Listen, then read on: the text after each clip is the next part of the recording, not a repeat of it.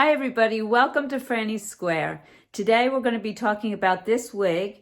It's Touch by Wille and it's in the color Light Berstein Rooted. And not only are we going to talk about the wig and everything about it, but I'm going to show you two different ways to put the wig on. I'm going to compare it to another style in the Wille line in the same color so we can see how consistent the color is. And I'm going to show you some ways to style it. So grab a cup of something warm, sit and relax, and let's get started.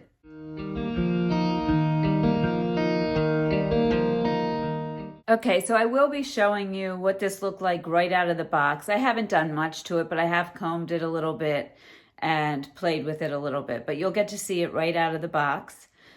First, let me just tell you the specs on this. This is Touch by Wille. It's in the color Light Berstein Rooted, and that color is described as light auburn, light honey blonde, and light reddish brown blend with dark roots. So you can see the roots are dark here. Let me show you the color. And I will go outside and show you the color outside, but it's a beautiful color. I really like it. Okay, I wanted to show you the color outside. I think outside you can see more of the auburn. See the darker root there. Just wanted to show you what this looks like. It's not real sunny today, but this is outside light. Actually, it's not sunny at all. Really pretty highlights. So this is from the Changes collection, and it has an extended lace front, a monofilament part, and you're going to see this when I show you the cap too. It's a petite average size, and I find Wille wigs fit me really well because I have a petite average size head. My circumference is 21.5 inches, and I find her caps to be very comfortable for me. It's a synthetic wig, and it is not heat friendly or heat defiant, so you can't take a curling iron or a flat iron or a hair dryer to it. And typically when it's just synthetic and it's not heat friendly, it'll be a bit shinier at first. And you can take care of that by just spraying it with a little bit of dry shampoo, which I will show you. It's wavy and they consider it light density. And I would say it is. It doesn't feel real thick and real dense up here at all. It says the front is 10.5 inches, which is probably about right. My hairline to chin measurement is 8.5. The sides are 10, the crown is 10, and the nape is 10. To me, this seems longer than 10 inches as I go around. I notice that when I see other people in wigs and the stock photos, it always seems shorter on them than it does on me when I get it. I don't know what that's about. But in any case, this is what it looks like on me. And it says it weighs 3.9 ounces, which is right in the range of normal, maybe even on the lighter side for a wig this length. I find it very comfortable. I don't find it to be too heavy or anything like that. Okay, so now I'll show you what it looked like when I took it out of the box and the cap construction. Hey everybody, I am so excited. I'm in the middle of filming the fall plaid trivet tutorial. And I purposely wore this wig today, which is Sunset by Wille in Light Berstein Rooted. And the reason I wore it is because I knew I was expecting another Wille wig in Light Berstein Rooted, but a different style. And I wanted to compare and see how consistent the colors are within the brand. So it just got here. I haven't even seen it yet. It's in the box. Let's take a look together. It's from the Ellen's Changes Hair Lifestyle Collection. And this is called Touch with a mono part in Light Berstein Rooted. Okay, got it off the cardboard. And it comes with the tag, and usually it will say if you take the tag off, you can't return it. However, I bought this on clearance, so I can't return it anyway. So I'm going to take the tag off. It'll make it easier. So while we're here, let's look at this cap. It has a lace front. Looks like it's temple to temple. and a mono part, which will make the part look natural. Open wefting, which will be nice and cool. Oh, thank goodness.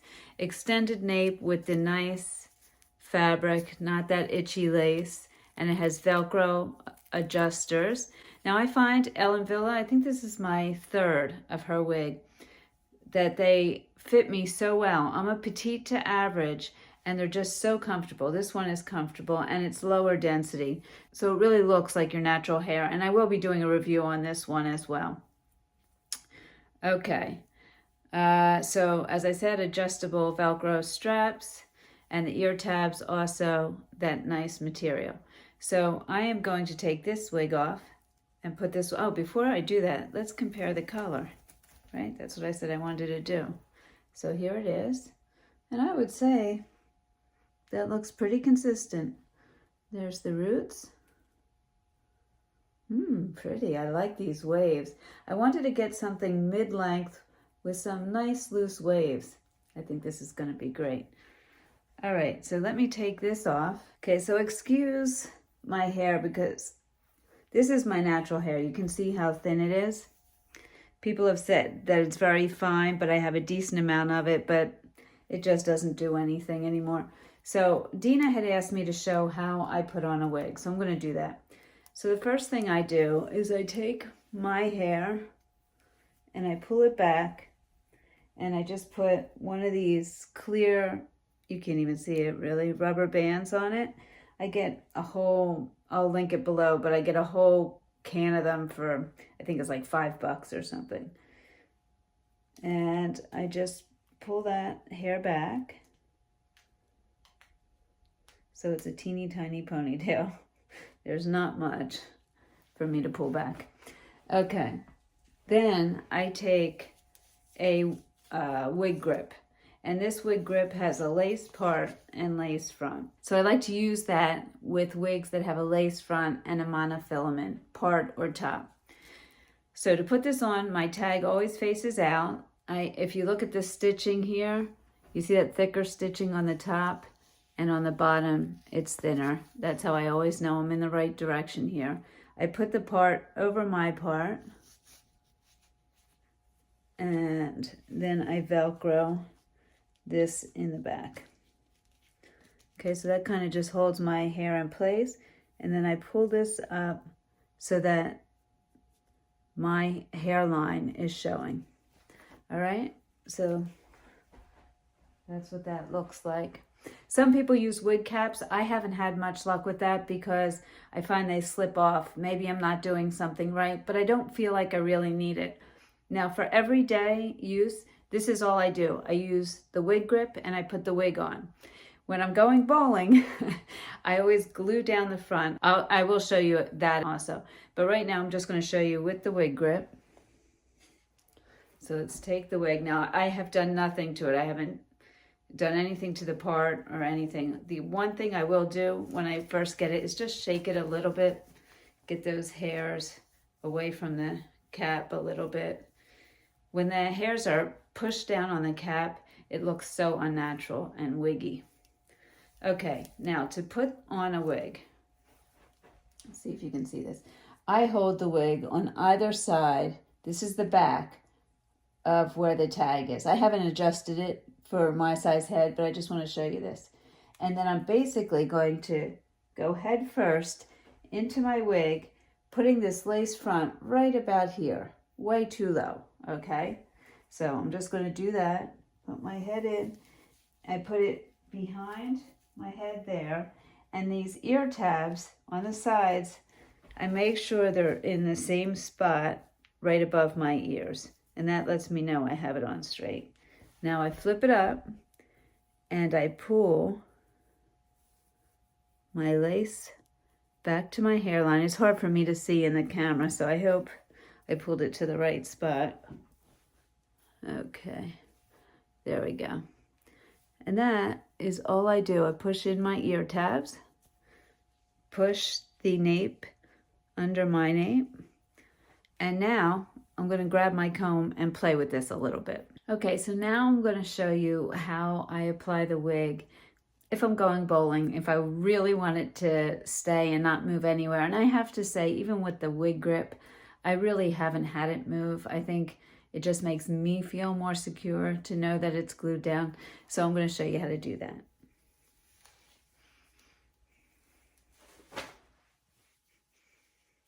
Let me adjust my wig grip here.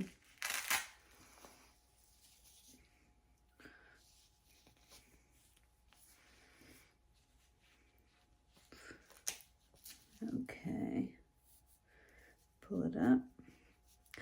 Okay, so what I do, I pull it up beyond my hairline there, and I take this, it stays, and I just roll on some right along the top edge like that. And this is water soluble, no problem taking the wig off whatsoever. And if you want, you can put some down here. I don't always do that. This really holds it, and you have time to work. Don't worry, you don't have to rush. Okay, so then the next thing I do, make sure you don't have it on your hands when you're touching your wig. You don't want to pull out any of the fibers. Again, the same way I put on my wig, holding it on either side of the label here, and I'm going to put the lace right to there. Make sure I have my ear tabs in place. Flip up. Now I'm going to put my lace in the right spot. And underneath my hair, don't like crush down the fibers. Like this, I'm just going to hold. Hopefully I have it in the right spot there. 1, 2, 3, 4, 5, 6, 7, 8, 9, 10. That wig is not going anywhere. Nowhere. I can do whatever I want. It's not moving. So that's how I put it on with the It Stays, and I have not had a problem. Now when I go to take it off, I wet a washcloth and I just dab it along the lace, wetting the glue, and it comes right off. So the one thing I would want to do, because this does seem to fall into my face a lot, is just train it away from my face up here. Let's look at this is looking really good, I think. The lace looks very natural. I am just loving this wig. Okay, so, all right, I'm gonna just heat up my hands a little bit. And then I'm going to take it and hold it here, just to try to train that bang off of my face a little bit.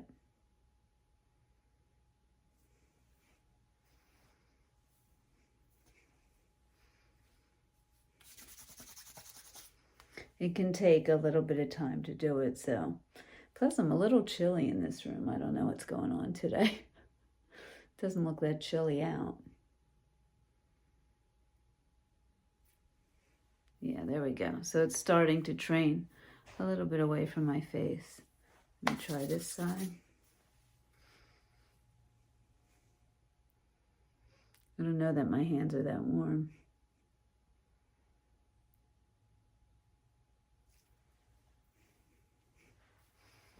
There we go. Yeah, that's better. And I would continue to work on that until I got it exactly the way I want it to be. Now, synthetic wigs can be a bit shiny. You can see that. So I do like to spray it with dry shampoo, which I will do, and that takes some of the shine off. If you get a heat-friendly or heat-defiant wig, they are much less shiny. Okay, so this is the dry shampoo I use, and if I can, I'll link that in the description below. I think I got this at the wig salon that I first went to for my topper, but I will check that out. So all I do is basically spray the wig with some dry shampoo. I'm doing one side so you can see that versus the other. Can you see the difference in shininess just with that little bit? Let me get this front part here. This has a nice smell to it, but I think you can see the difference. So that's all I do. Now I'll do the other side a little bit. I don't know if these fumes are good for you or not. Okay.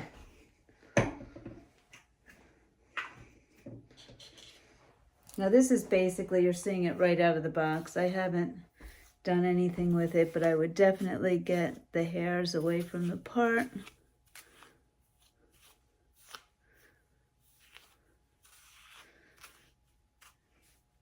There you go. And I would, you know, work on it a little more, make it my own, of course. You know me. Okay, let me just, basically out of the box with a little bit of combing, I'm just going to show you what this looks like all the way around. This is the front, left side, back. I don't know if you can see the whole thing there. Right side, and front again. I'm really liking this. I am going to work with this a bit and show you some styling pictures.